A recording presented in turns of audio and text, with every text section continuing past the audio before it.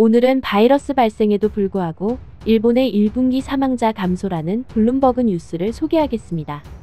일본 보건부가 13일 발표한 사망률 자료에 따르면 일본은 1월부터 3월까지 36만 8,793명의 사망자를 기록. 지난 5년간 같은 기간 평균보다 0.7% 감소했습니다. 이전까지 일본은 고령화와 인구 감소로 인해 전년보다 사망자가 증가하는 패턴을 보여왔습니다.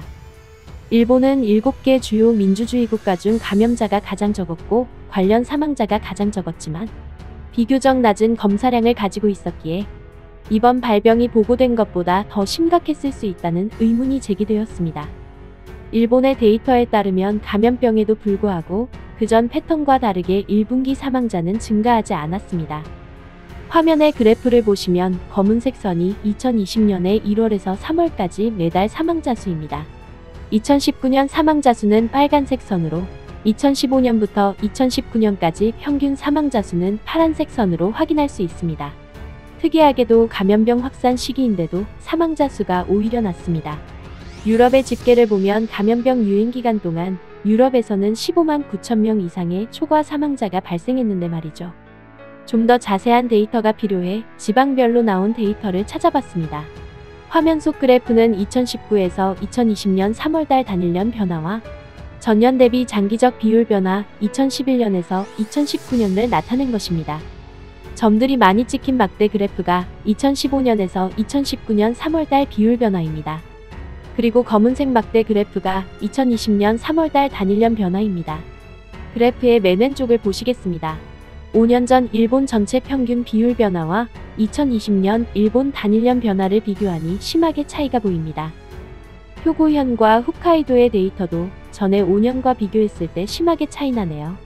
도쿄도 예전보다 낮은 수치의 그래프를 나타냅니다. 그러고 보니 일본이 3월 24일이 되어서야 올림픽 연기를 선언했었네요. 3월 4일까지 PCR 총검사량이 5,700건 정도에 그쳤고 일일 증가 건수도 1,000건을 밑돌았던 사실이 기억나네요.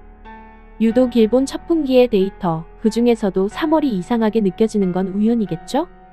올림픽 연기 발표한 24일 당일 4,000건 가까이 검사가 이뤄졌고 그 뒤로는 조금씩 검사 횟수가 늘어났으니 아마 4월 데이터부터는 사망자 수가 증가했을 거라고 보여집니다.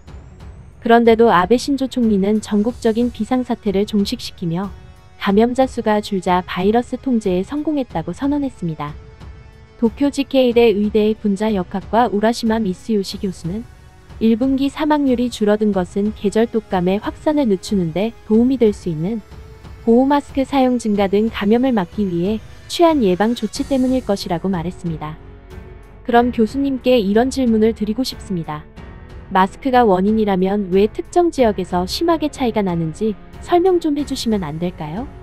효고현에서만 마스크를 잘 쓰지 않아서 막대 그래프가 저 모양인지 알고 싶습니다.